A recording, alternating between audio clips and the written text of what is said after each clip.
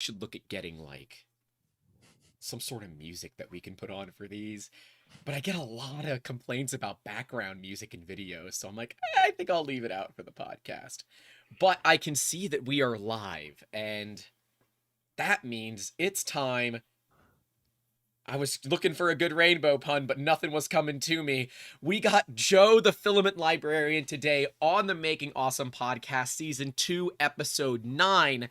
We're going to be talking all about not just all the colors, right? Because when people say they print all the things, you, sir, print all of the colors.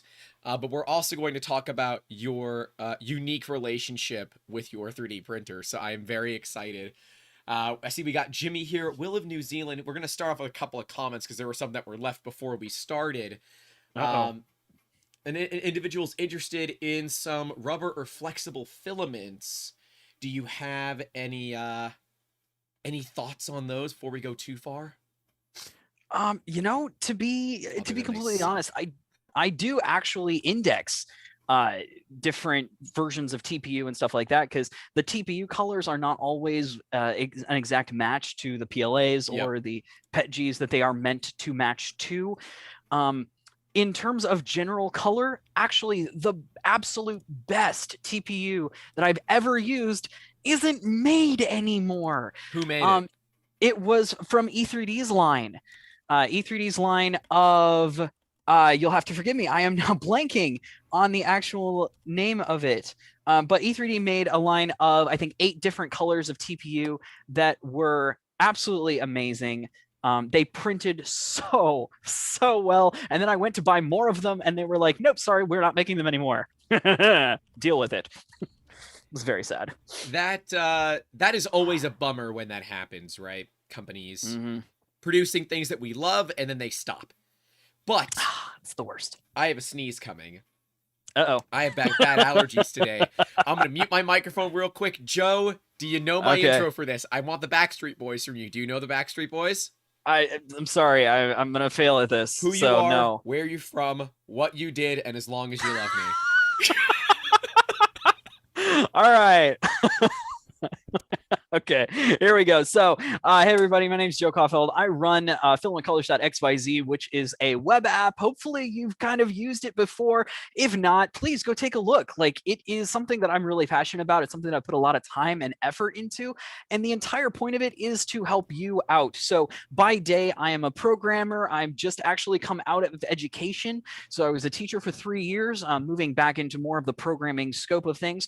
But Filament Colors is specifically an answer to a question, and it's an answer to a problem, and it's a problem that not very many people have, admittedly, but it is a problem where, or at least was a more severe problem, where when you order filament that you expect to be a certain color, sometimes, not all the time, but sometimes it doesn't come in quite the color you wanted, and that happens enough that it is infuriating, especially for folks like me, where I really don't like painting. Like I have a deep-seated dislike of painting, actually, because A, the cost, B, materials go bad, and C, it's a mess. I have 3 cats. I do not have a lot of space where I can hide away painting supplies or just leaving things out to dry.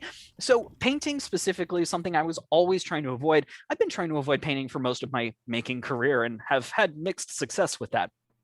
But anyway, so when I print something that has multiple colors in it, I want to be able to print out the pieces in the colors they already need to be and do as little post-processing as possible. That is my idea of a good time. So when I was getting started with things back in, I don't know, 2015, 2016, somewhere around there, then the actual stability of color between what you ordered, what you thought you ordered, and what you received was admittedly nowhere near as good as it is now. Now it's much better. You have a much better chance of ordering two spools of the same color from a manufacturer and having them actually come looking like they are the same thing. But back in 2016, that was kind of a gamble, and you were taking that risk on for yourself. So what I wanted to do was I wanted to take a sample of every filament that I could get my hands on and create a little wheel, just something that I could, something that I could keep for my own records, and and kind of use as a reference for when I wanted to go back and make more things. And they're really simple. So it's just a little swatch. It looks like this. I'll put my hand up here to make sure that it focuses. And all I did was I took the information and I put it on the back. So we've got the manufacturer, the type of filament that it is, and the name of the filament, so that I can easily recover this. I can pull this swatch out of the box and know that if I hold this up to something, then this is the color that I need, I can just look at the back and know this is what I need to order more of. That in itself is super, super useful. Yep. So what I did was I started to reach out to some friends and I was like, hey, I need more colors. Is this something you can help me with? And they were like, why would I give you filament for free? And I was like, damn, that's a good question. So after kind of talking with some folks in January of 2019, I think it was, 2019, then one of my friends was like, hey, why don't you like make a collection online where everybody can see the colors that you've already accumulated? At this time I had probably 60 or 70, and for any independent person in 3D printing, 60 or 70 individual colors is still a lot. We have about that many, a ton. It's a lot. And it is a lot, and it's a lot of money worth of filament. Some of it I'd gotten as samples from other people. Some of it I had purchased myself. Most of it I had purchased myself. And he was like, well, what if you make just a site where you can put all of this on? And so I did a little bit of looking, and I was like, maybe I can do this. Maybe there's like something that I could actually make out of this. And so I did some poking around, and I had a proof of concept about a week later. And then I actually had the guts of things figured out about 3 months later, because doing front end work is a pain in the butt. And we started adding. So what this does is it takes advantage of a very specific type of color, which kind of sounds weird. And I know we're probably going to get into this later, but I'm just going to launch into it because why not? So the thing about color is that you've got really two different ways of looking at color. And I know that color is it's an incredibly deep topic. Like, it's a fascinatingly deep topic. There are so many things. There are a lot of opinions. There are so many opinions. And a lot of them are very vigorous, we will say. Yes, vigorous opinions is a good way to put it.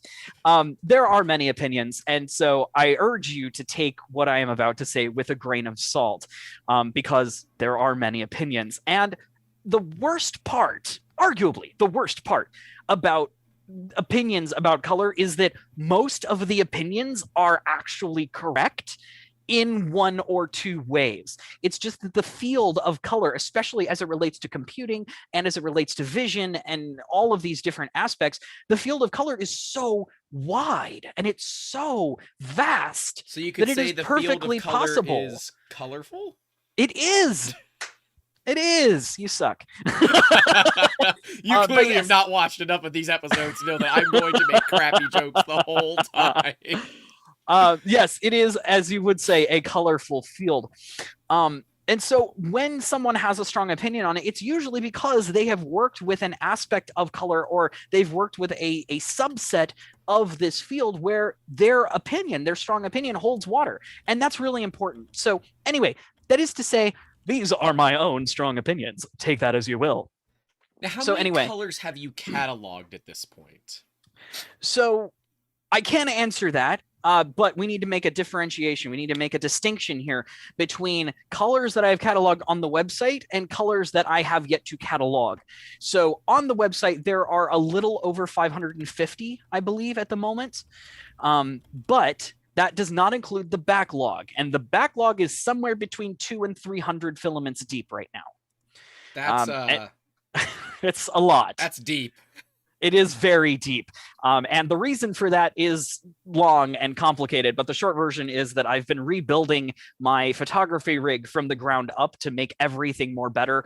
I also write all of the software that it runs, and color is complicated, and tech and color is complicated. It just moves slowly. As someone that had to put 5 coats of paint in a room when it said it would cover in one coat. Yeah. Colors are complicated. And colors are very complicated. Unless, exactly. Of course, they say if it doesn't cover in one coat, the next ones are free. yeah, you got to do the labor, but I got like 5 coats of paint on a wall. Nothing you're gonna do is gonna get down to that other. It was a candy apple red from the previous homeowner, and that'll shine I through said, a lot. You cover this in 1 coat. They're like, yep. I'm like, okay, I want to go with green. 5 coats. 5 coats. 5 coats. Anyway, before we get too far, I want to go back to the 2 different types of colors real quick, just so we get this out of the way. You have colors that are as they are, so to speak. So that would be the more Pantone representation of this is the scientific, or as scientific as we can get, definition of what this color is. And you have the other view, which is relative color. And relative color is how does this color look when compared to other colors?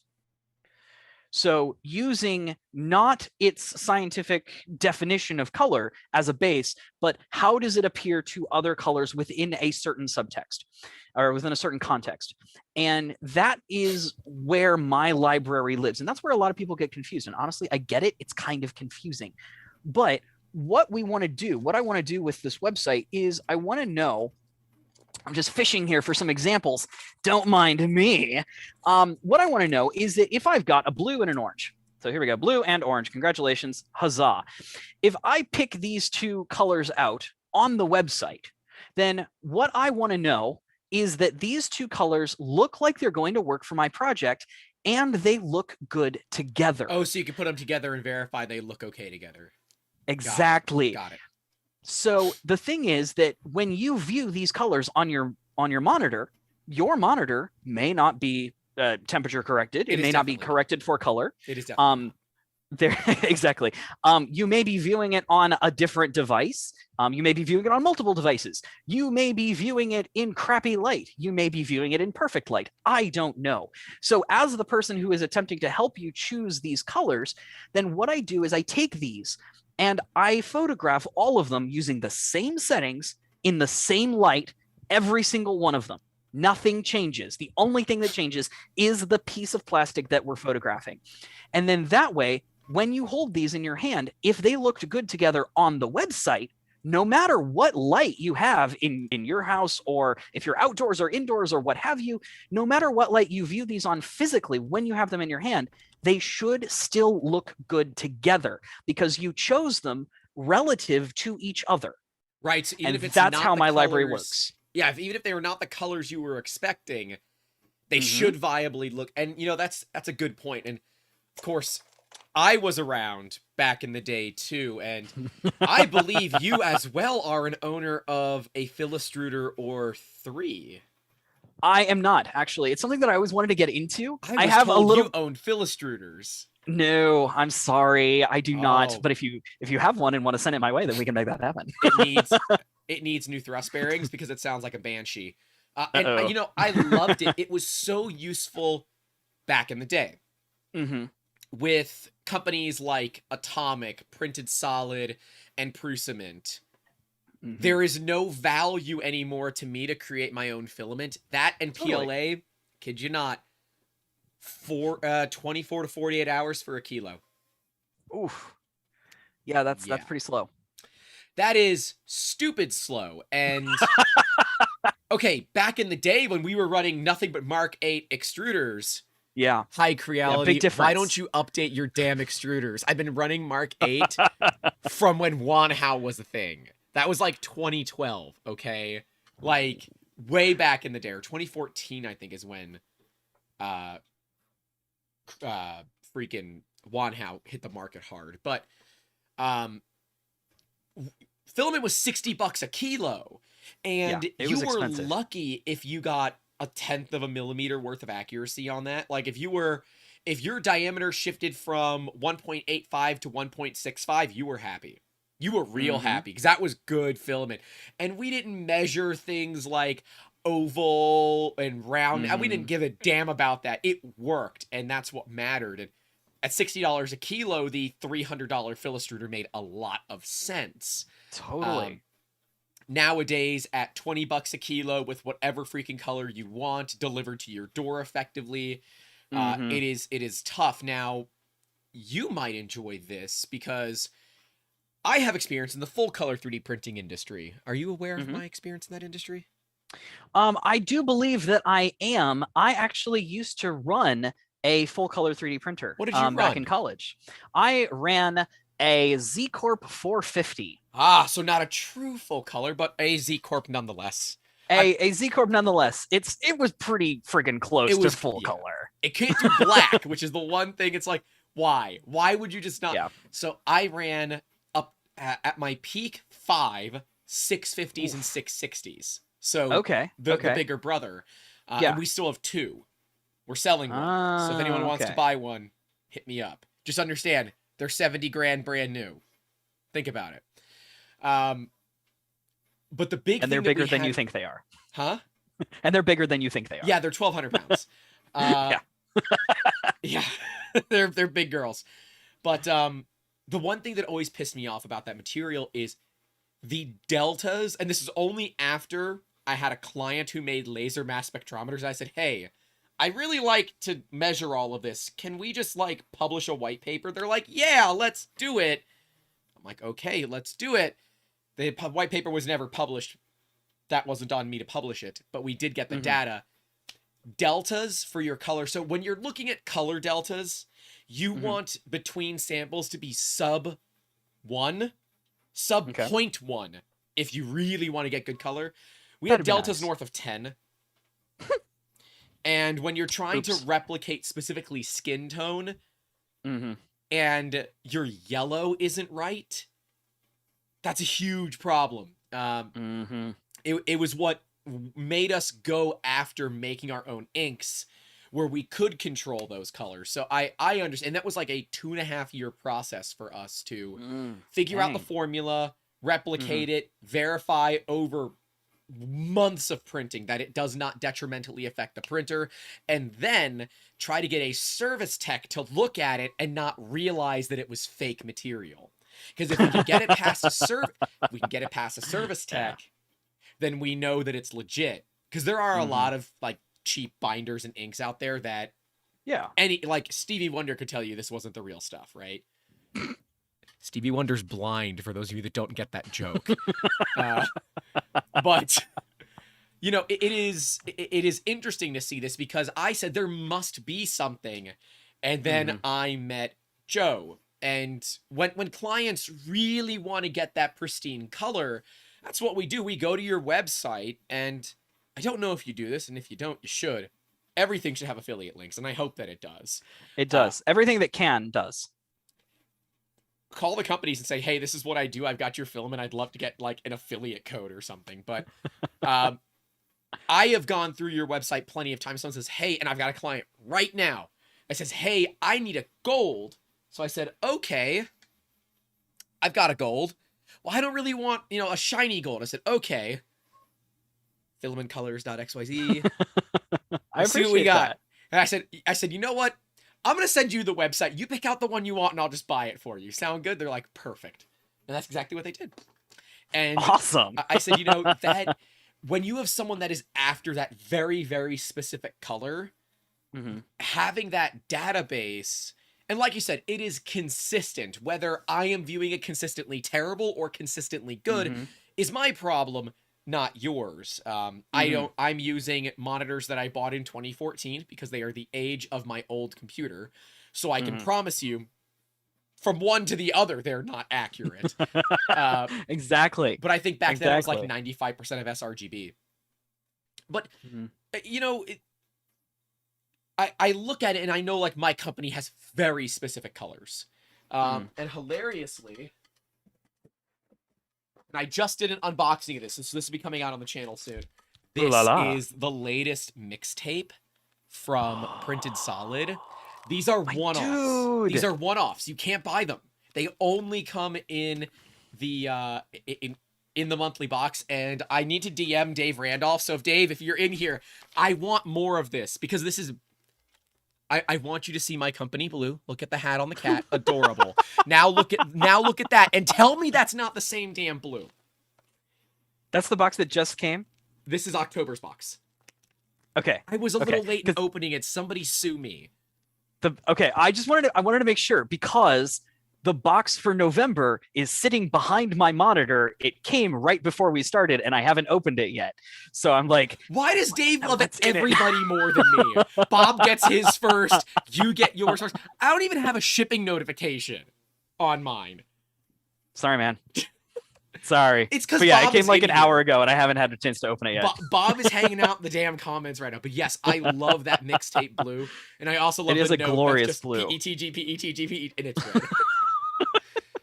If you guys don't know printed solid Jesse PLA filament, I highly recommend you check it out. And if you are gonna spend some cash over there, make sure you pick up a spool of Brad's orange. Brad is a team member of ours, and $1 of every spool goes direct to the Make-A-Wish Foundation, which is awesome. Come on, it's an extra $1. It goes right to charity. It's worth it. You know you haven't donated enough this year. Figure it out. And if you are feeling generous, you can head over to patreon.com/3D Musketeers and support us directly. Yeah, that was a good segue. I'll take that. That was a great one. I'll take Dang. that. I'm trying to get to Linus Tech Tips level, right? Where I can integrate them that well. That was really solid. Bob says, you're saying the guy with the filament color website got his box early in the delivery schedule? Unfathomable. You know, Bob, you make a valid point. But I'm going to go with a Lebowski thing here. You're not wrong. Mm-hmm. Just being an asshole. I will say that Printed Solid has actually been extremely generous and very helpful with helping fill out everything. I recently, just a couple of weeks ago, actually worked out an arrangement with them to get the most, if not every one of their colors on the in the library. Everything's already printed. It just has to be photographed and added to the site. So I'm super excited to be able to bring like their entire line to the site. Really excited about that. Well, and of course, now we're seeing a lot of more companies coming out. And have you seen Sparta 3D's new filament that they just added? I haven't. Matte PLA. Okay. I just did an unboxing video. I bought one of every one of them except the coral because it was out of stock. Oof, not because I didn't want it, but because I couldn't get it. I got one of every color, and I did an unboxing video. Or I think I'm going to call it a filament haul. Sparta 3D filament haul. Okay. I feel like that's a better title for YouTube. But that will be coming probably 2 weeks. Their filament's gorgeous. It's like on the outside, it's pretty. It appears that it prints well. Bob showed me some samples of it. Okay. But Bob and Jordan are bad influences when it comes to buying filaments. So this is true. This is true. I've heard of Sparta 3D. I've seen some of their stuff, and it looks amazing. I just haven't had a chance to actually get any of it. I'd like to reach out to them and see if we can put something together. But just haven't gotten there yet. Yeah, they're out in Canada. I've gotten samples from them in the past, but I've never printed with full spools, and it looks good. I mean, look, it's not a Prusament at the end of the day, right? And it's not on Atomic, but they're not trying to be. And I think that there's value in that. They were running a great sale. It ended up being like $16 a kilo plus shipping, which was nice. Stupid cheap. And their spec is apparently quite good. So cannot complain there. But yeah, I've always been curious because I want to match Pantone colors, but the system is not compatible with Pantone. Why is it not compatible with Pantone?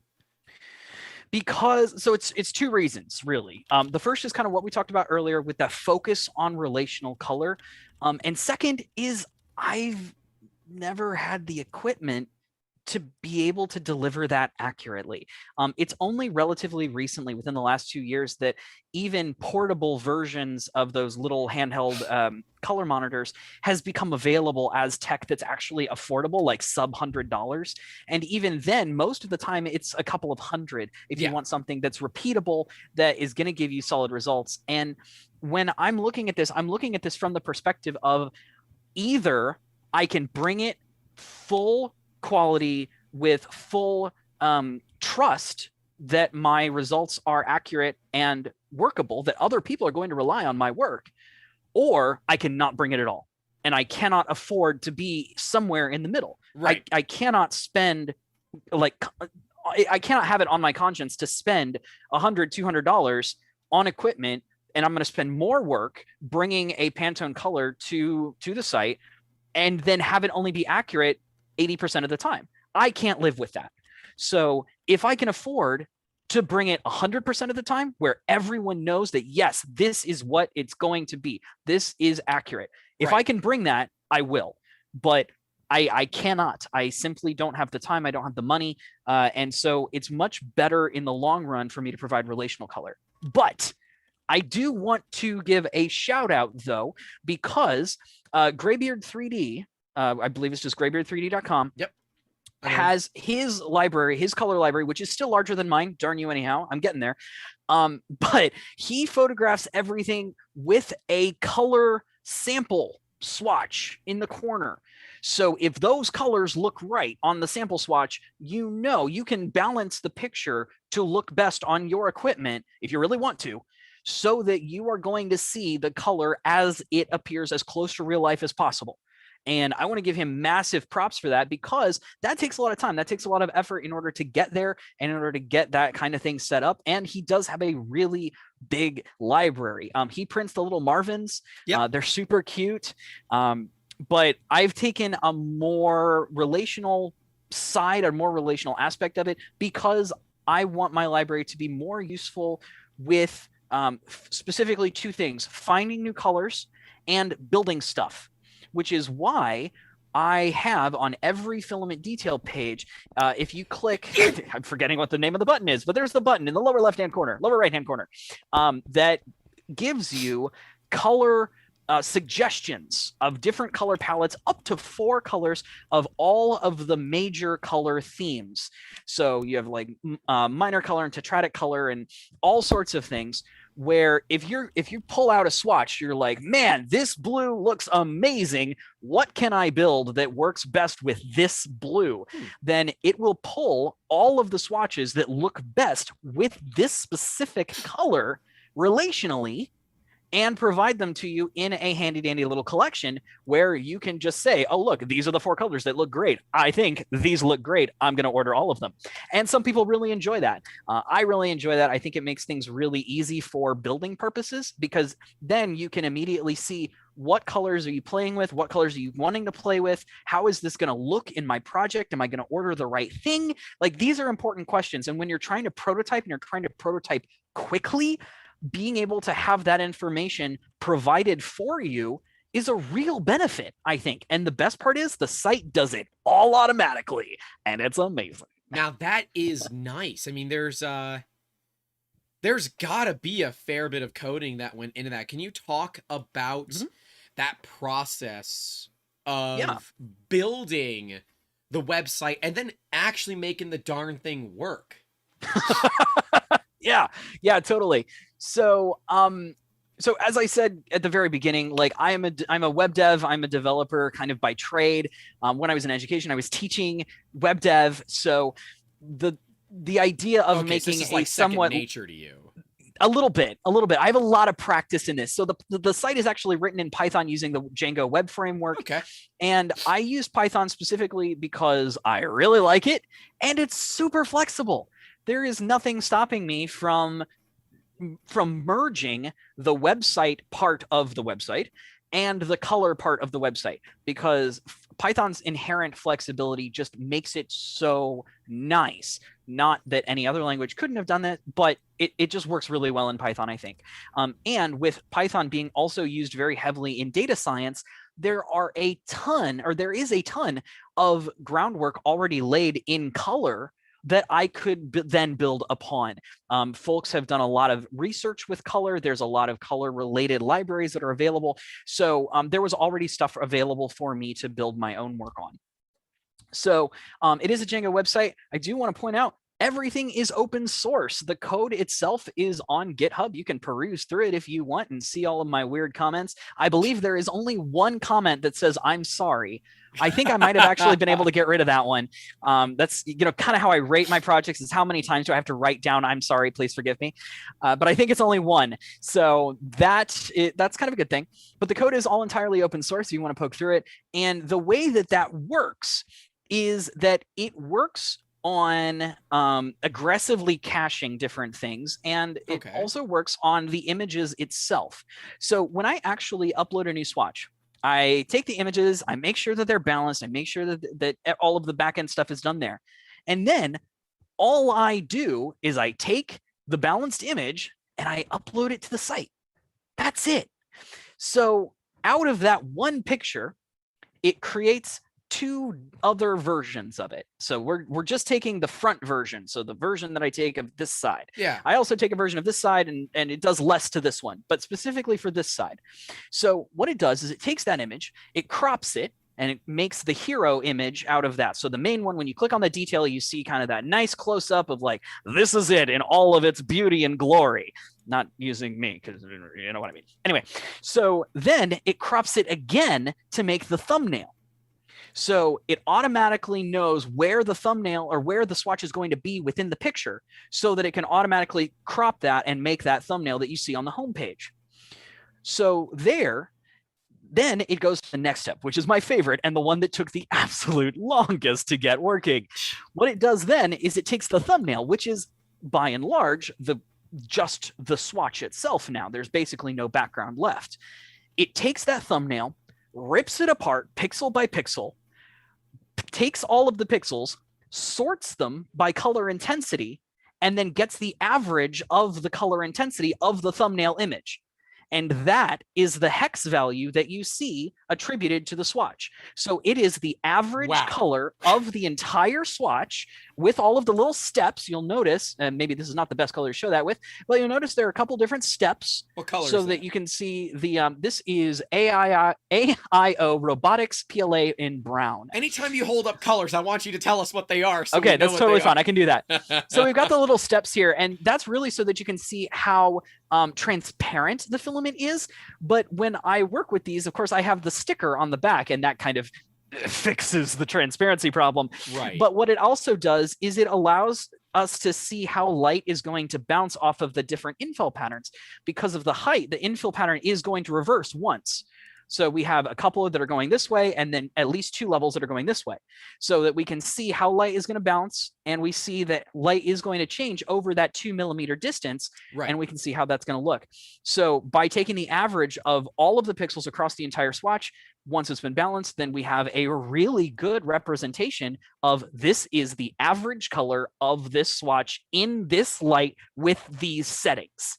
Gotcha. And since every swatch is taken that way, then we can reliably take that information and compare it to every other swatch. And that is how the website works in a nutshell. That is way more than I thought it did. Now, I've had the pleasure of seeing that rig before, the actual rig you use to take photos. And anyone that loves LED lights will love this rig. It is just peppered with LED lights. It is. It is. It absolutely is. It's absolutely amazing to me. And you're using, it's a Pi, right? It's a Pi, and it is. It's a Raspberry Pi 4. Oh, it is. I know, right? Fancy. Fancy. What do you think of the new 2W? Oh man, I want one. I want one so bad, but they are so out of stock. At least when I went to look for it, I could not get my hands on one. But I love the Pi 4. I think it's a really amazing piece of tech. And I use, so the photo rig as it stands right now is made out of 2020 aluminum, Pi 4, 2 different power supplies, 196 LEDs, and a screen, and a MOSFET, and what else? A power regulator, and the Raspberry Pi HQ camera. Thank you, darling. I appreciate you. All right, this is the photo rig. Brought you your rig. My own Vanna White. I appreciate you. Thank you, honey. Okay, so this is the photo rig.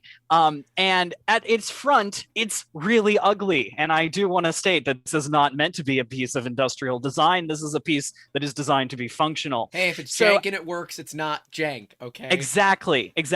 So at the front, we have the monitor, and the monitor is how I monitor how the actual photography is going. I make sure that things are lined up and so on and so forth. So I get a preview of the image so that I can make sure that everything's there. I also have on the front that's not here because it rests on the table, there's a little pusher that I can use to actually center the swatch underneath here. And there is a section over here that I can use to help orient the swatch. So it's got a couple of little mechanical sliders and goodness in there. So besides that, we've got a little switch. Boop, and that's how I actually take pictures, but that's not what you want to see. So from the bottom, the skirt shot, here we go. So this is all of the lighting, and this is kind of what the swatch sees as we go through with photography. So what happens is I align the swatch in the middle here using our handy dandy little pushers. Then when I press the button, which is up here, then first off, the Pi turns on all of the lights. It waits a second for everything to stabilize because LEDs need a little bit of time. They don't need a lot of time. They need a little bit of time. So it waits a second for everything to stabilize. Then we actually start the camera routine that is built into the Pi itself. That takes another few seconds. So that gives the LEDs a little bit more time to stabilize. And then we actually take the picture, the lights turn off, and we call it a day. So these are 24-volt lights with the highest CRI that I could afford, which is 98, I think. Super nice. And then we've got the camera on top. There we go, so that you can see. And we have a 24-volt power supply for the lights and a 5-volt power supply for the Pi. And all of that is run off of 120 volts in AC. That is then, sorry, that is then sent off to everywhere it needs to go. And this monstrosity, this beast, is what helps me do the website. And I built this as a purpose designed piece of equipment specifically to do nothing but photograph these little swatches. I mean, that's the beauty of having purpose-built machines, though, is this is precisely what it's supposed to do. And this brings up a topic that's a little bit sensitive to me, where people, they look and say, wow, look at the Snap Maker. It can do all these different things. I'm like, but can it do all of them really well?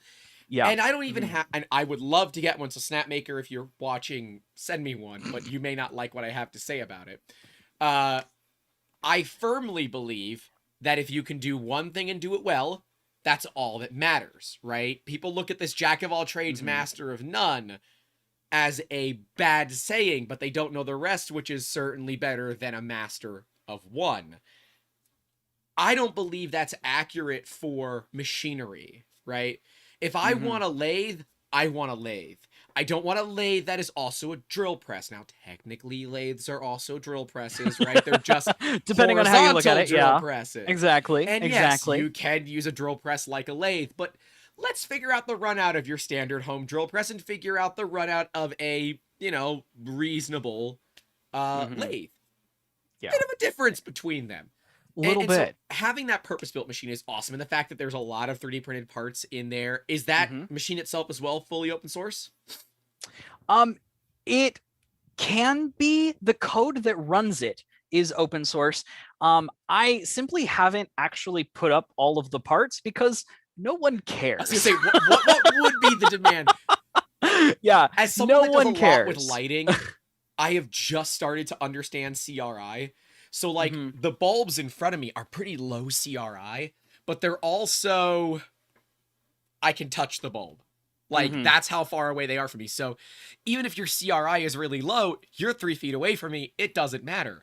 But out on our main set, I have the same bulbs out there, but they are, like, 8 feet away from me, and they don't do jack anything. Like, there's nothing. So, I finally bought some softboxes. Now, they're also quite terrible. Their CRI is like 92. And that is, if I'm going to believe what the manual that has very poor English is saying. I don't. But I can also just blast myself with enough light that it doesn't matter. I looked at getting, like, proper CRI lights, and I'm like, oh, this one little panel LED is like $400? That's going to be a no for me, dog. We're going to do it the way we do it for now. And that is a big deal, because if you do change anything in your rig, that would mean that things will change. So what is that plan to deal with, issues, whether it's LEDs dying, the Pi, I mean, you can still get PiCam HQs, so that's fine. Yeah. But, I mean, I don't think the Pi would matter all that much, but new Pis could have different ways of processing the image. So there might be some. That's, how do you, is it is there a way that you can have a reference to verify? Because like you said, with Graybeard, they put that color reference in there. So if you are going to put a LUT or a color correct on it, you can do so and know that it's accurate every single time. Yes. And so the answer to that is kind of complicated, but we'll do our best here. The short version is the plan before now, and the reason that I haven't uploaded anything in a long time is because the plan was essentially every time something changes, the entire library was reshot. I've reshot the entire library and rebalanced the entire library 5 times. And it's a lot really do hate of yourself. Stuff. A little bit. But I do it specifically because I want people to know that this is it's something you can rely on. It's a tool that as legit can get, right? It's as legit as I can make it. Yeah, right, that's fair. That's fair. And there are a few that have fallen through the cracks over the years. I've lost some of the original swatches. I don't know where they are. Last time we moved, I lost like 30. They were all in a box, and that box just went poof. I don't know. But sometimes some fall through the cracks. But anytime that I can, I will go back and I will update those old ones. And that's why I have this box. This is just one of 2 boxes that it's full up to here of these chips, because this is essentially what I need to do in order to make sure that I can keep track of these.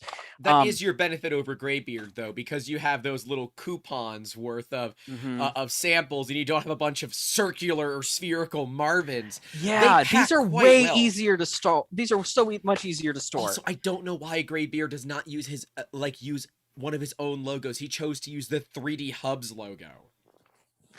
I'm like, oh man, you had such an opportunity for marketing, and you chose to help somebody else. To be honest, and to be fair to him, though, because I suspect we are actually in the same boat here. What happened? I think. Well, what happened for me? I can certainly speak. What happened to me was, this is not my design. This swatch here is not actually my design. This is by a Thingiverse user by the name of Cow Kitty. And Cow Kitty is also on Twitter. User. I don't actually know. They should be. They're not, but Prusa printers did not exist when I started this. But anyway, they are also on Twitter, and I've talked to them. They're absolutely wonderful person. But I used her design because it fit what I needed when I started this project personally. And I suspect that Graybeard is in a similar spot. He probably picked something that was familiar to him and something that he could reference easily, and then realized, oh crap, well now I kind of have to keep going with it in order to continue making this. And that's kind of what I've ended up with Cow Kitty's design for these swatches. I love these swatches. I've printed a crap load of them, but it's still not my design. But anyway. Do you have an area on the site where you say, hey, these are colors that I'm looking for? If you have them, send them to me? I actually don't, because I have all of the colors that I wanted. To be completely honest, I only wanted a subset specifically originally, and I got them all. So there's no real reason for me to request specific ones. I've also now gotten to the point where I'm able to reach out to companies sometimes and actually work with them in order to get stuff. So, for example, Reflow Filament is a company in the Netherlands. And for a little while, they didn't have any representation here in the United States, and I think they might still not. But I was able to work with them. They do recycled PET Gs in very, very nice colors, ones that are I perceive hard to get here in the US. And so I was able to work with Reflow and put together an order that fit specifically what I was looking for at an absolutely fantastic price, and be able to get those colors on the website. So I have damn near everything that Reflow offers, and they worked with me really closely in order to get that. So being able to work with, for example, Printed Solid in order to get their whole line. Well, Dave's just a good guy too. So Dave is an excellent dude. That was also not cheap. No, he cut me an amazing deal, but I still had to pay for all of that. So getting in 29 spools of filament is still not cheap. And he's got quite a few more now. And he's got a lot more. Well, that was actually just the ones that I was missing. So printed solid still does not offer samples. So Right. in order to get samples of all of those, I had to buy the full spool, and that was 29 spools that I was missing. And so he cut me an absolutely amazing deal. I'm really appreciative of that. But that is something that working on the site has allowed me to do. So going back to your original question of do I have a spot on the site, there is a page that is unlisted. But there is a page that is unlisted. It is filamentcolors.xyz/inventory. And the inventory page is a complete list of every swatch that I know about. Mostly, it's almost complete. Anyway, Okay. it's every swatch that I have both published and in the queue. So I can create, one of the things I can do is on the site, I can create kind of the bare minimum of like manufacturer, color name, filament type, Right. and then just say it is incomplete. And I keep track of all of those incomplete listings so that folks can go to that page and they can say, do you already have this, even if it's not already published? And that way they can filter through everything. There's like 830 records on there right now. Wow. And they can filter through everything and see that, yes, this is something that I already have. It's not published, but please don't send me more of it, because then you're just wasting your own time in packaging and prepping and all that. And I don't want that to happen, right? I want you to feel like you're using your time in effective ways. So especially if you choose to donate. So Right. the inventory page is where kind of that magic happens. It's also the only page that is not optimized for mobile, which is why it's unlisted. I take really careful, I try to be extremely careful with every website that I build, but Filament Color specifically, that it looks equally good on desktop and mobile. Responsive websites matter. Responsive websites matter so much, And if your website isn't especially when it comes to Google. What the hell are you doing? Exactly. I mean, there are reasons for it, but like there are websites that you reasonably cannot expect to access on either desktop or mobile, like one or the other. It's kind of specifically for its type. But for things like the tools that I provide, I want to make sure that it's available to everybody. So yeah, responsive design. That one page, though, is a gigantic table. Really hard to make gigantic tables mobile friendly. It just doesn't work that well. It's definitely difficult. And your website sends its own tweets? It does. As a matter of fact, it does.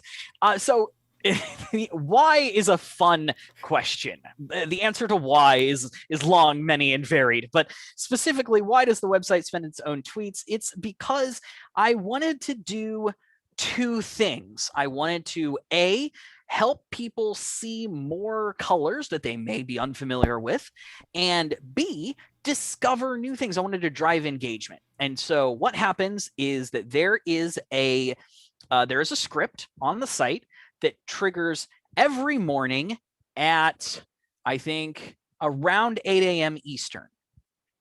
And what that script does, the first thing it does is it checks to see what day of the week it is. If it's not on a day of the week that we send a tweet, then it ignores it and we continue on. If it is the time of the day that we send a tweet, then it waits a period of time between 1 and a few hours. And then after that time, so that we're not posting at the same time 3 times a week, then it waits that random time, grabs a random swatch from the library that's published, and just sends it out so that folks have something in their feed they can see. It appears at a slightly different place every time it fires, no more than 3 times a week. But it's a different filament that they can look at, that they can see, and they can engage with and see that, oh, hey, maybe this is a color I'm not familiar with. Hey, maybe this is a color that really piques my interest and my imagination, is to say, man, this is something that would work well for my project. But being able to do that and being able to send those tweets, to format them, to send them, and to have something that people can engage with is something that I think is really, really important. It helps the website essentially advertise itself. And by sharing the account essentially with the website, then I can use the automated tweets to drive a little bit of engagement, and I can respond. I can be in with those tweets and like provide additional information. And I also participate on Twitter as a whole, just as myself, with 3D printing discussions and all kind of like helping out where I can. I think that's really important. I love the 3D printing community. I like to give back to it where I can. And that's kind of why we do automated tweets right there in a nutshell. I wish I could do that for my YouTube videos. It's one of those things that, again, having the flexibility of the programming language that I chose, the situations that I chose, the fact that I control the virtual machine where it runs, the amount of control that I have over the site as a whole gives me intense amounts of flexibility to do all kinds of things. It definitely does. Yeah, there you go. And this is a question from the 3DM team. Mm-hmm. Why don't you use the interrobang more? I don't know what the hell an interrobang is, but it sounds like some weird ass 80s porn, and I just don't know if I want you to explain it. No. Okay, so the interrobang, what they are referencing is one of the automated intros for the automated tweets, because every time it creates an automated tweet, it picks from a list of all of these different intros that I've written. And so one of the intros is that everyone should use the interrobang more. It's a wonderful piece of punctuation. It is a piece of punctuation that unfortunately never really caught on in the grand scheme of things. Wait a minute. Hold on. Wait a minute. Is it a question mark and an exclamation point in one? It is. These cheeky bastards. That is what ends that question. I didn't know that. Yes, that is an interrobang. It's what ends it. I'm like, how did they get an exclamation point on top of a question mark? What kind of weird ass No, it's an interrobang. And this is Brad. I promise this is Brad. The interrobang is my favorite piece of punctuation. I really enjoy it. It's a shame that it never really caught on, but I kind of understand why it never caught on, because it's a little weird, but I really appreciate it. The interrobang is a very specific piece of punctuation, and I'm going to give you the craziest fact that you've heard all day, which is, you may be thinking, but Joe, what happens if you want to use the interrobang in a language like Spanish that uses an upside down piece of punctuation at the beginning of a sentence to imply tone? And my answer to that is that you use its partner, the gnabaretni, which is in fact the word interrobang backwards, and in fact signifies legitimately an interrobang that is upside down, so that you can use it at the beginning of sentences. So there you go. The interrobang and its partner, the gnabaretni, are a pair, and they are wonderful, and I have them both keybound on my computer so that I can use them all the time. Yep, there's your weird ass fact of the day. How do you say the interrobang backwards again? Gnabaretni. That's your corn cover band of the day right there. You go. That is a late 80s, early 90s metal band name right there. Like, it straight up. No one. I saw the question. I'm like, I went through these questions with you before the show, and you're like, I can explain to you what it is. No, because I need my reaction to be real. I did not look it up, and when you started telling me what it was, I realized that they ended this question with an interrobang, and I am both upset and impressed. It's a wonderful piece of punctuation, man. Wonderful piece of punctuation. Let me see. I'm going to see if I can copy this and put it into the YouTube comment. You can use an interrobang on YouTube. It's a valid piece of punctuation. You can use it pretty much everywhere. It's good stuff. And you know what? Here, just for you in Zoom chat, I'll throw the gnabaretni, which I have. There we go. Of so course that you have is it, like, ready to go. Well, yeah, I told you I have it keybound. So like I can just type it. I know what it is.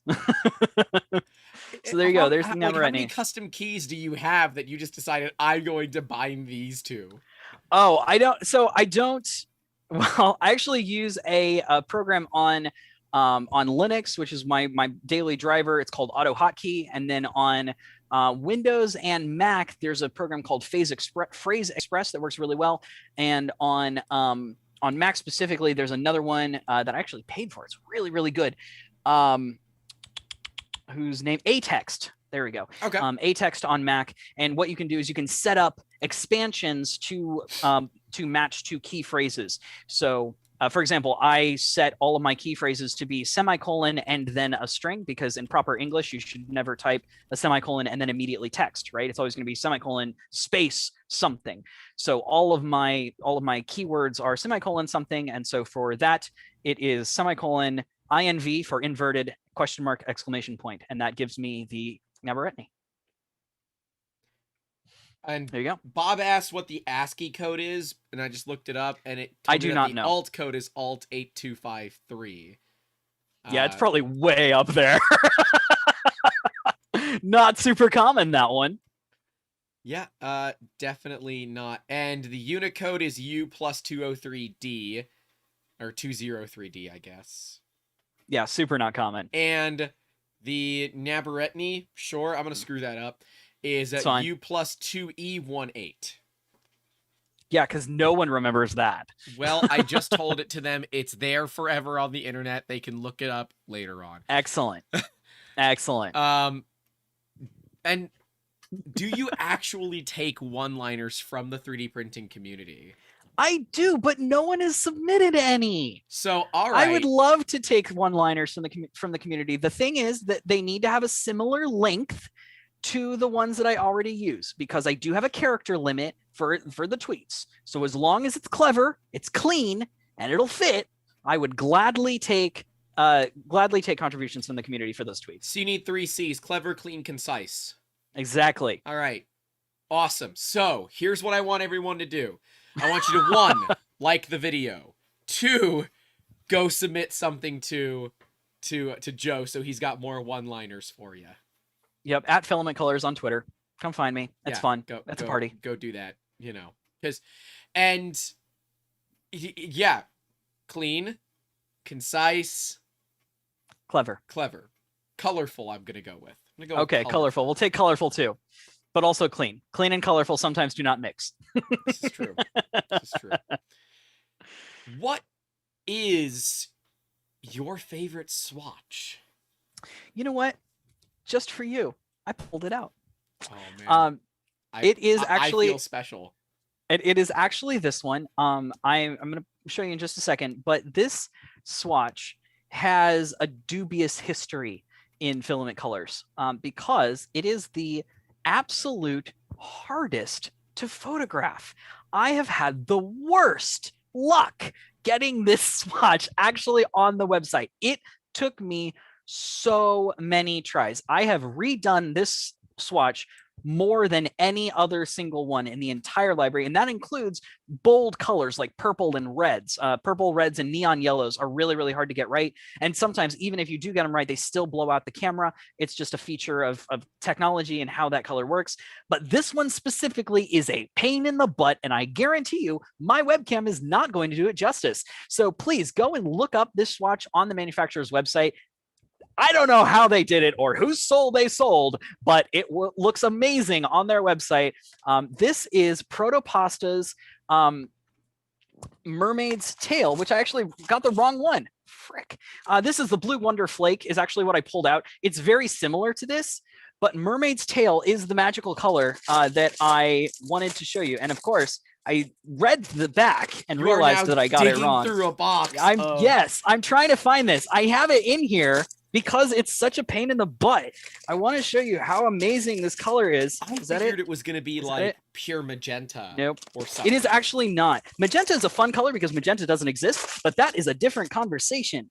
Okay, I can't find it, but go look up. Wait, is that it? Let's see. Nope, that's nautical blue.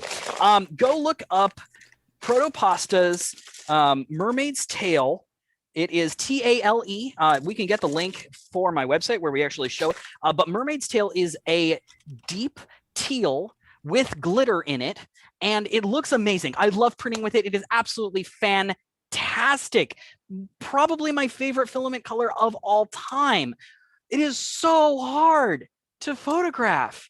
So hard. It either comes out brownish or way too blue or way too green or too blown out or too dim or something, but the camera does not like it. Not like it in the slightest. I just posted it in the comments. It's filamentcolors.xyz/swatch/80. So It's one of the old ones. Yeah. Yeah, it's one of the Jeez. originals. I love it. I love that color. I think it's amazing. But it is so hard to get right. Something like this is a different kind of pain. But you can kind of see how bright that is. I love crazy fluorescent neon colors.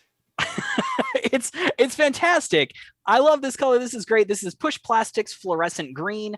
But if you shine LEDs on this, it lights up. Yeah, it's fluorescent. I know, but like still, it lights up like crazy. And then stuff like this Sunlu green, you can't even see it in natural sunlight. It's just a solid bar of green. Something like that, or this Snow Labs transparent green, something like this. As soon as light hits it, it just glows, and it is a pain in the butt to like get that right. Same green flex that everybody has. That is that fluorescent. Yep. It's the color of my cane handle because I like crazy, stupid colors. It's good stuff. It's good stuff. I'm getting a phone call from You're Welcome, except it's I gotta hide the number. I can't hide the number. It's not the correct. That's so weird. It's not the correct spelling. I'm assuming it's spam because it's the first. That's probably spam. The first 9 of the 10 numbers are the exact same as my phone number. So oh yeah, that's probably spam. If not, I'll call them back. But it'll be fine. But yes, ultimately, I've come accustomed to some of the crazy colors because they are the easiest to match. Mm-hmm. Because like a 3D Solutech crazy acid green versus a Atomic Filaments crazy acid green are much closer than they have any business being.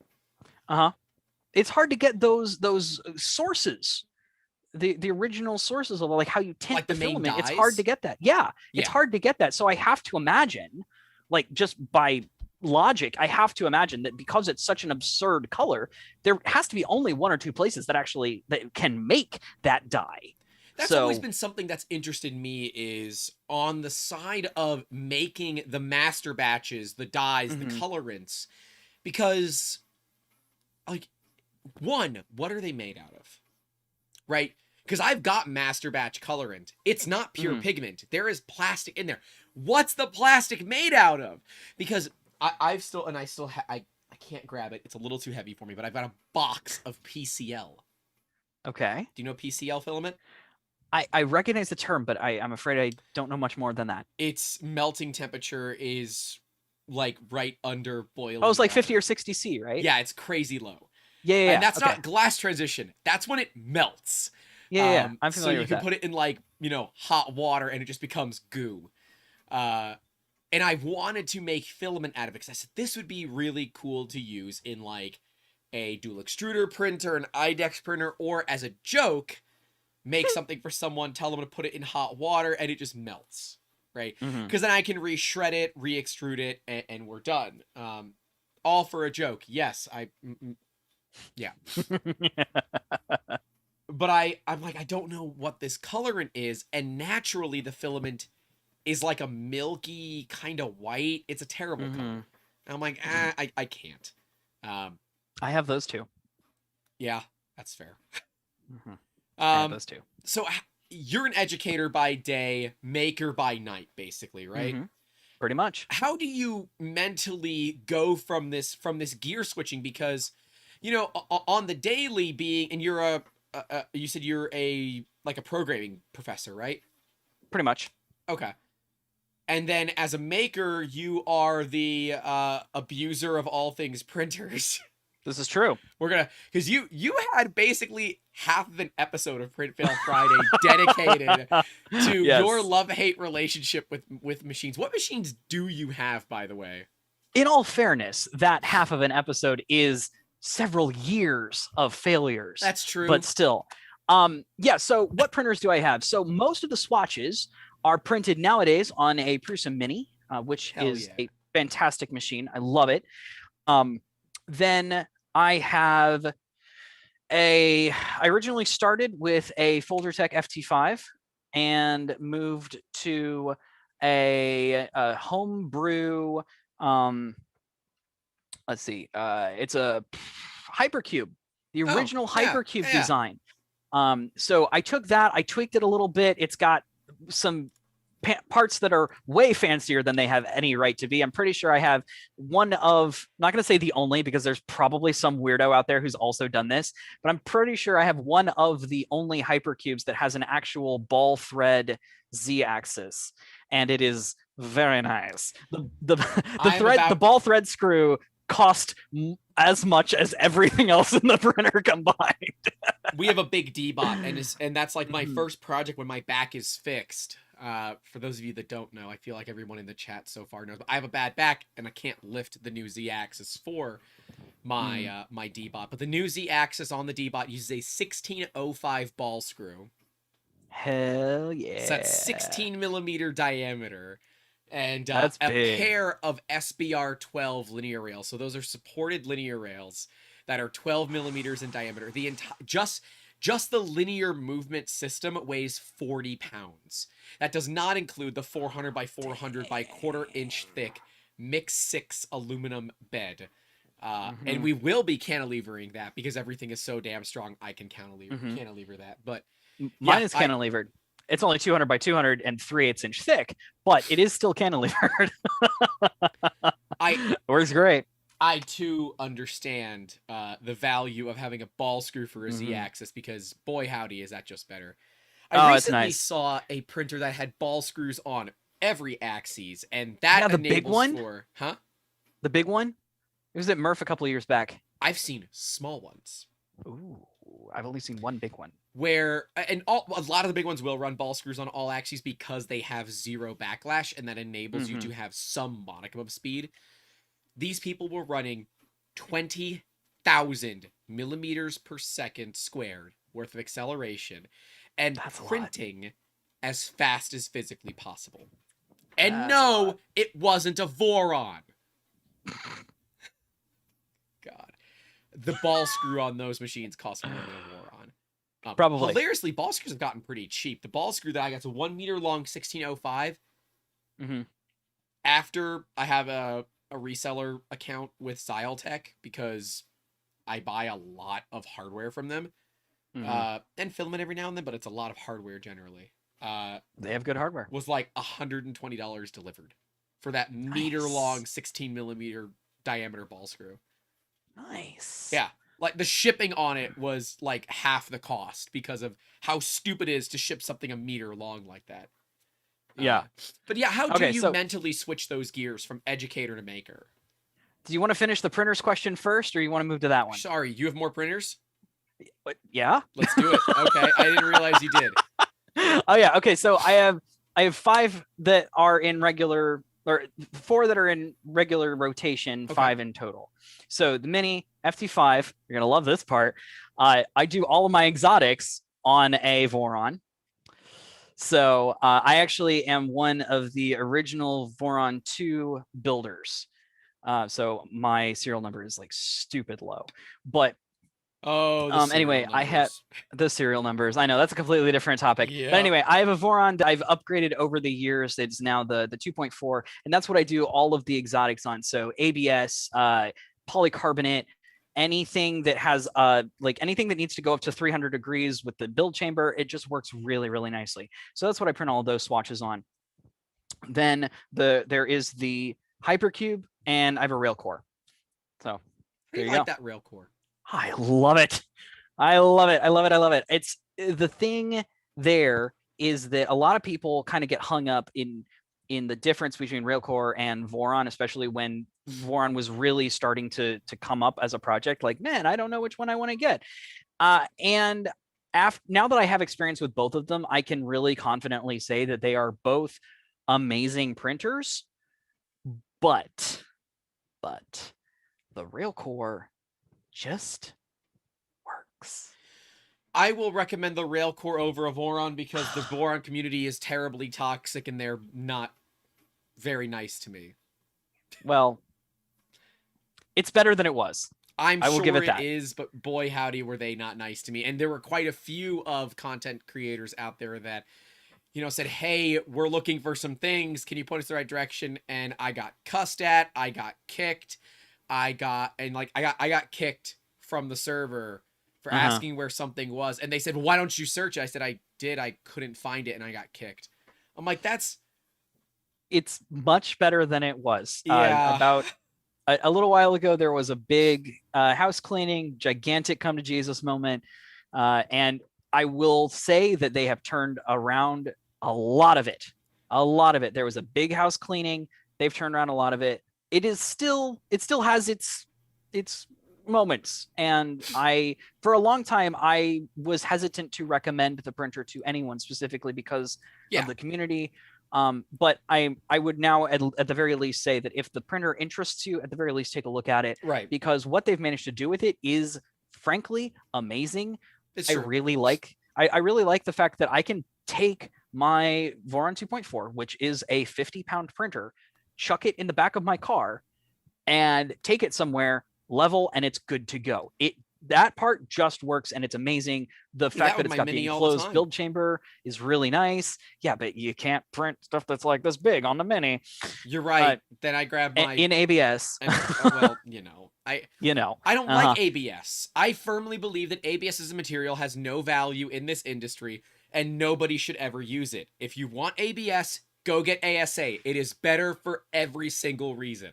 I have actually never had a chance to play with ASA. It's just UV stable ABS. It still stinks. It still warps. It's all the same problems that you hate about ABS, but it won't get destroyed in the sun. In the sun. That's awesome. All right. If you good to really know. want to hate good yourself, to know. I should send you a sample of this just so you can hate yourself.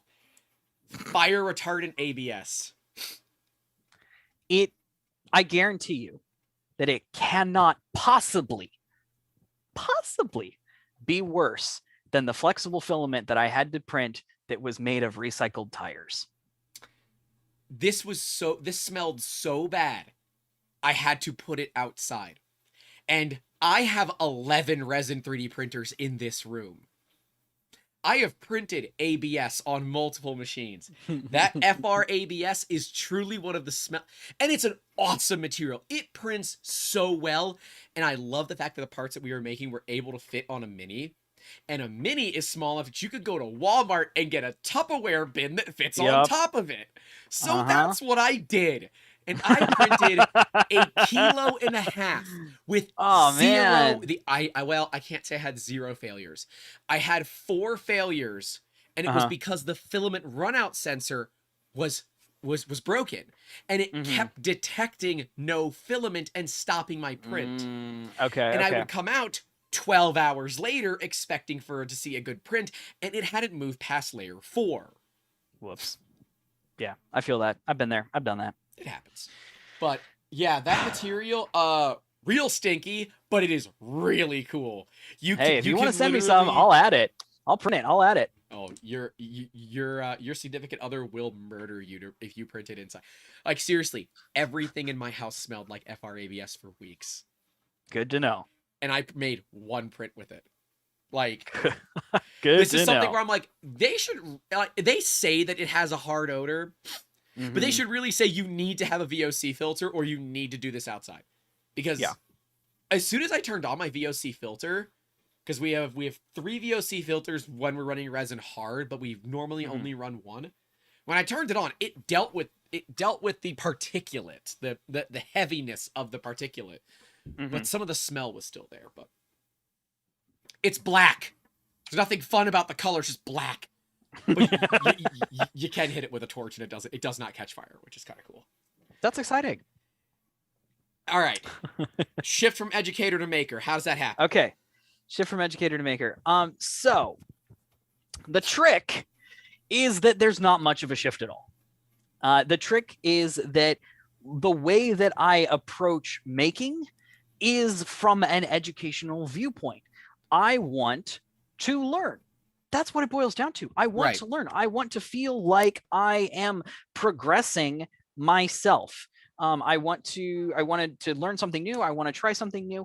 And that's how I approach a lot of my projects. So like everyone in the maker community, I have a graveyard of projects like you wouldn't believe. I mean, you might believe it because I'm sure that you have a graveyard too. Everyone does.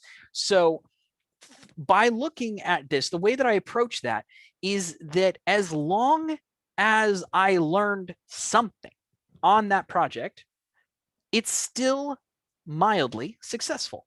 I try and start projects so that I can learn something new.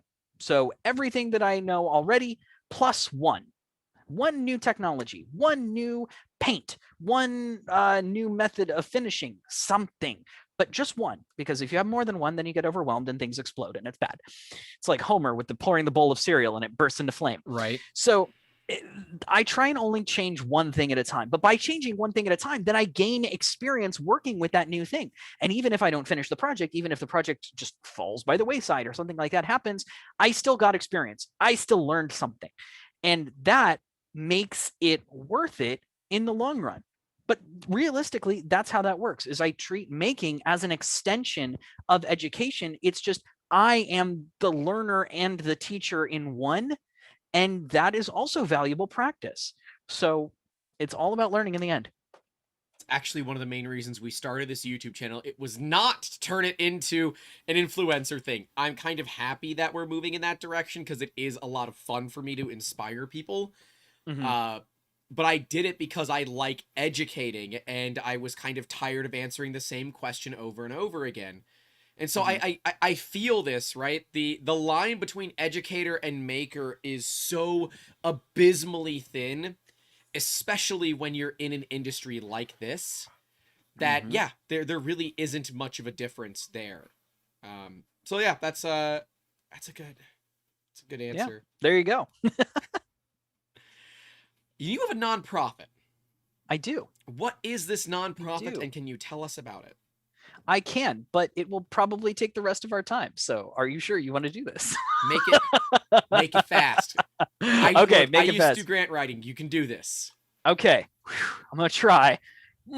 Okay, short version. So I have my day job. I have Filament Colors. And in what copious free time that I have, I 3D print, but that's not actually the copious free time because I also essentially have a second full-time job, which is running a small international nonprofit. So the short version here is it's called the Grafeas Group, which is Grafeas, and I can send you the link afterwards. But grafeas.org is a website and a framework that connects volunteers with folks who cannot access material. There's a very big problem on the internet where if you are blind or you have heavy dyslexia or you have some other thing going on, maybe it's just crappy technology where you can't access content, whether that be images, video, audio, what have you, then you bring that content to us. We take it, we match you up with a volunteer, and they create a text version of that content, a text transcription of that content so that you can be a part of the conversation. It's not always a perfect representation, but we do the best we can because it is, volunteers. Right. But the goal is not to make sure that you can that you can get the same experience that everybody else, because that is a goal that is fraught with failure, and it's hard. Like it's just really hard. So what we do is we do enough to make sure that you can participate in the conversation. So if somebody's talking about a piece of content and you can't access it, you have no idea what that piece of content is, we want to make sure that you can experience enough of it so that you can be a part of the conversation, because being shut out of the conversation is a very real thing that happens. It's something that a lot of blind folks that I know, and I know a startling number of them, that's something that they struggle with on a very real scale, especially when it comes time for political cartoons. I'm not going to get into it, but there in about 2016, there was a certain little green political cartoon that was everywhere. Right. But everyone talked about the existence of it and where to see it, but no one talked about what it was. And so one of my blind friends was talking to me about this, and he's like, I've heard about this. I know what it's called. I know where it appears. I know that it appears in certain circles, and I know that it's a comic. Maybe, I think, but they just call it the thing. They don't talk about what it is. What is this thing? Like, I can't participate in the conversation because I know a little bit about it, but I don't know enough. That key factor. Exactly. They don't know enough about it because they can't access that content to actually participate in the conversation. And that's what we want to change. So we have we are a staff of about 18 spread out across 7 different countries. We have a volunteer core of almost, we are less than 10 away from 5,000 volunteers even across the globe in all 7 continents, including Antarctica. Believe it or not, we have 2 research scientists who actually have done work for us while they were down in Antarctica. So I can say that, go me. But we have almost 5,000 volunteers across the globe, and we just work on making the world a slightly better place. So you actually may have seen our work already, because we run a subreddit on reddit.com called Transcribers of Reddit. Oh, And yeah. if you're ever in a submission and you look in the comments and you see somebody's written out the entire image of whatever this post is, and at the very bottom it says in little tiny text, "I'm a human volunteer transcriber for Reddit, and you could be too." I wrote the system that they are using, and we run that system as a kind of a, not necessarily a part of Reddit, but as a part of Reddit. And we operate that system for free as kind of pro bono work for anybody who needs it. So besides that, we've been in Wired. We've been in Wired UK. We've partnered with a couple of really amazing organizations over the past few years. And that is what I spend most of my non-work time doing. I love it. I've got a background in nonprofits, and not a big one, but you know, enough. I did some fundraising back in college, and that was a proposed career path for me. But when I saw kind of what grant writers end up making, just it didn't work. And also the "Hello, my name is Grant and I do grant writing" was preferably one of the greatest icebreakers anybody could ever have.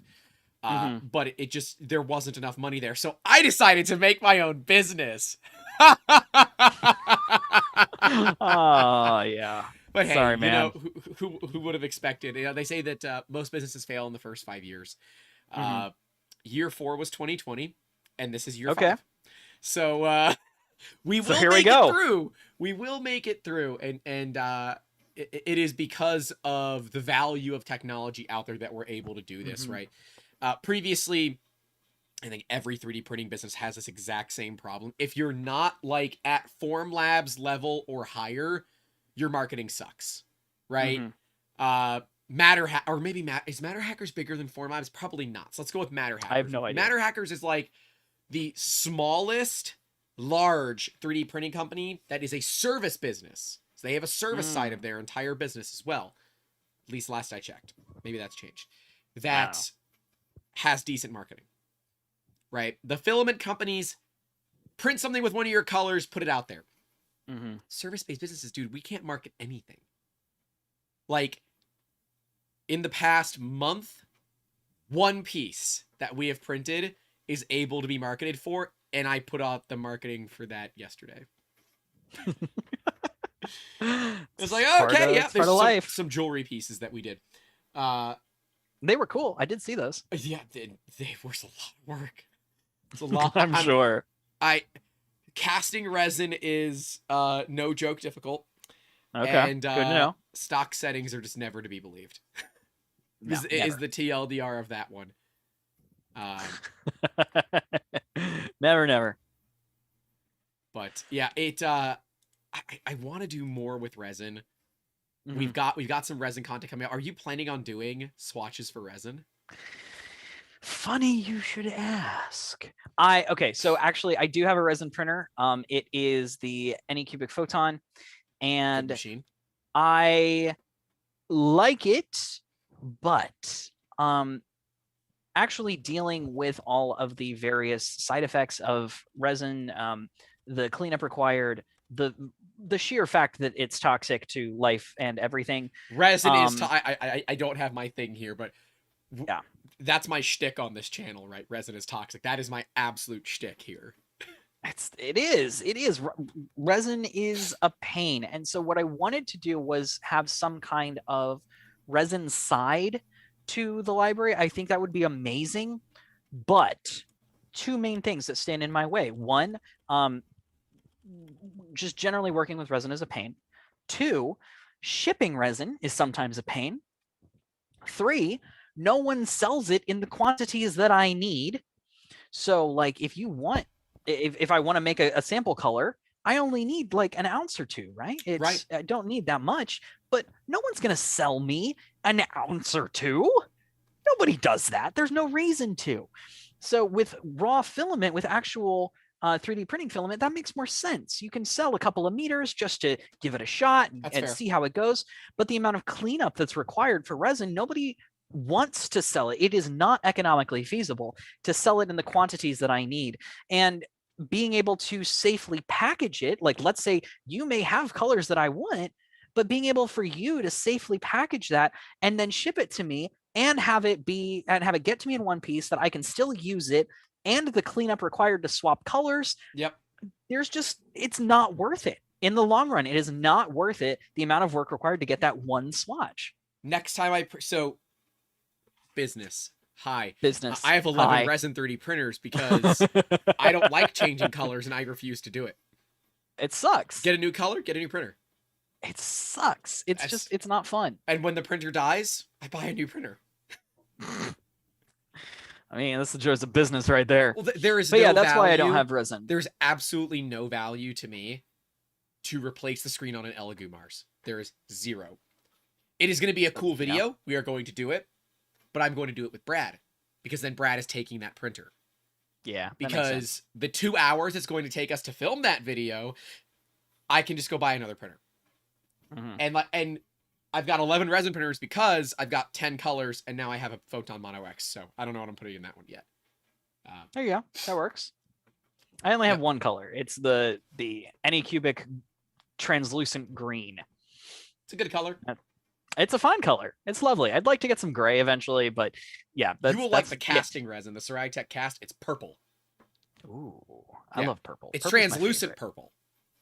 Ooh la la. I'll DM you a photo when we're done. All right, appreciate yeah, it's quality. Now it's also like $100 a liter, but ooh, maybe not. It's 73 from Anycubic. It's 73 from Ceratech's website because I just bought some. Okay. But I love their resin's amazing. But I would love to see it for resin because we do get questions like that a lot. Mm-hmm. And I say, look, here's the deal. I got gray. I got tons of gray. I got red. I got clear. I got black. I got white. I only have red because it was on sale. Otherwise, I'd have clear, black, white, gray, and basics. Some of my weird colors like the blue, which is the tough resin, the clear blue, which is the clear tough resin. But otherwise it's like, yeah, there are tons of colors. Just paint it. Yeah, and resin takes paint so well. It does. It does not take silicone well.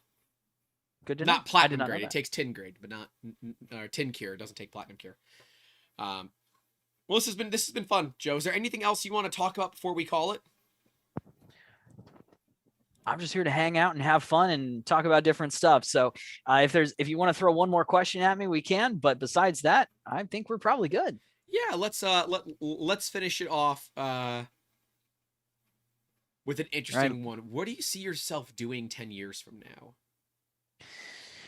Oh man, realistically, and then a dream. Realistically, and then a dream. Realistically, it's probably more development. I mean, development is it's still an incredibly important industry. There's still lots of space, and I have some very specific experience in development, and that has served me well throughout companies. So I think it probably realistically I'll still be there. I would love to work in nonprofit. I would love to be able to make enough money to work for Grapheus full time. I think that'd be amazing because that's kind of where my heart is. It's probably not going to happen, but that's what I would love to do. Hey, I think that's noble. I mean, I've always said, like, even when I went to college, my goal in life was to build my own nonprofit makerspace. That was always my goal, and I'm not there financially. I'm not even close to there financially. But that is, one of those goals for me. And it's a shame that they're gone. But the Geek Group was what I was really looking at to base what I did off of. There might have been some tax fraud issues there. They had a Bitcoin ATM and there weren't taxes being paid on that. And when the FBI Oops. raids your nonprofit, you don't bounce back from that. No, not really. Um, Thankfully, not a problem we have. yeah, no, if there's one thing you got to do, it's pay the 3-letter organizations, right? Yep. They don't accept I didn't know as an answer, but I agree with you. I mean, nonprofit is kind of where my heart is. I don't need a ton of money to live. I would love a ton of money to live, but philanthropy is literally in my blood, and I want to bring this joy of making to the masses. And well, I guess the YouTube channel is a non-profit. Let's go with that. Hey, there you go. For now, it's a non-profit. But you know what? It is some of the most fulfilling work that I do. It is, don't get me wrong, it is a ton of fun working with people to get their inventions to life. And if you have an invention and you've listened this far and you really want to get it out of your head and into your hands, hit me up. But really, to see the comments, and there are some YouTube comments I'm like, I'm just gonna delete this. It's just easier to delete this. But it's the ones where they'll actually see that we have a public email address. They'll email us. They'll thank us. They'll state, you know, this is what I've done because of you. And that's what nonprofit work is all about, right? It's that impact on others. So that's a very noble cause. Now, what do you think you need to get there? So, I mean, clearly money, but you need help. You need help with Grapheus, right? In general, a little bit of help is always nice. But yeah, realistically, it kind of comes down to money. If you want to take a look at some of the stuff that we've done, some of our website is pretty bare, but there's links to everything really. I posted there it in the chat so people can see it. Excellent. Yeah. So grapheus.org is you can do kind of singular donations there if you want. If you want to throw us a coin. And also we do run a Patreon, and that's between Patreon, GitHub payments, and the donations through the website. That is how we sustain ourselves. And I want to say we are incredibly blessed and we're incredibly lucky that we can actually pay all of our debts right now. That's great. In the black. We take in about 130-ish every month. And that helps pay for servers. That pays for some of the services we use. That pays for actually a couple of different things, but it pays for everything, which is amazing. That is nice to have a nonprofit that you're not self-funding. So that is great. Yeah. So and we did self-fund it for a long time. Other than money. So let's say I'm a maker. I am trying to buy a $100 3D printer, so I don't have any money, but I've got an ass load of time. What can I do as a maker to help the Grapheus project move forward? As a maker, there's nothing that really immediately stands or comes to mind. But if you are development minded, all of our code is open sourced, and you can find it at github.com/Grapheus group. So if you like Python, if you like development, then please take a look at that. We're always open for additional pull requests, always open for a little bit of help. And if you just want to try your hand at doing some transcribing, then hop over to Reddit, hop over to reddit.com/transcribers of Reddit. And that is, or /r/transcribers of Reddit. Got to get it right. But that's kind of our hub. That's where we do all of our pro bono work, and you should just be able to jump in. There's documentation out everywhere. There's documentation everywhere. And we basically hold your hand as you're getting started. So if you want to jump in there, you want to find a post and get started, you're going to get contacted by one of our team. We'll help you work through any miscommunications or anything that you're confused about. We want to make sure that you are as well set as you can be for helping make a difference. And that's kind of the main work that we do. We have folks who are on at every hour of every day. And if you want to join, just come on by. We'll have somebody for you to talk to. It'll be grand. As far as Filament Colors, if you want to help out with there, then I do take donations. You can find a link at the top of the website, and you can see what I have and don't have at filamentcolors.xyz/inventory. That site, or that page, has everything listed and unlisted. So if you take a look there, make sure that what you want to send is not on that page. Then shoot me an email, shoot me a DM on Twitter, and make sure that I know your package is coming so that I can make sure to get my butt down to the post office and actually pick it up. And I would love to grab or to take whatever you have and throw that on the site. Make sure that it can help others, because everybody's got some different filaments laying around. I know there are a ton out there that are still getting made, and I'd love to be able to put them on the site, because that helps everybody. And being able to make those collections, being able to grab all of these colors, helps you make your next project awesome. So there you go. Check it out if you haven't already. I appreciate it. Yeah, man. Hey, it was great having you. This was a great talk. I enjoyed it heavily, and I hope that everyone hanging out and those that are going to be listening audio only, this one might be a bad one, because we also release these audio only. This one might be one. I tried to describe what I was saying. We'll see. We'll see how it goes. It is definitely better with video, though. But you did a good job. You did. See, thanks. This is where that. the Grapheus part of you comes in. And see, I probably should have told you about the fact that we do audio only in the beginning as well. It's okay. We'll get there. No, you did a good job. And of course, if you guys have any questions, you can reach out to us, youtube.com.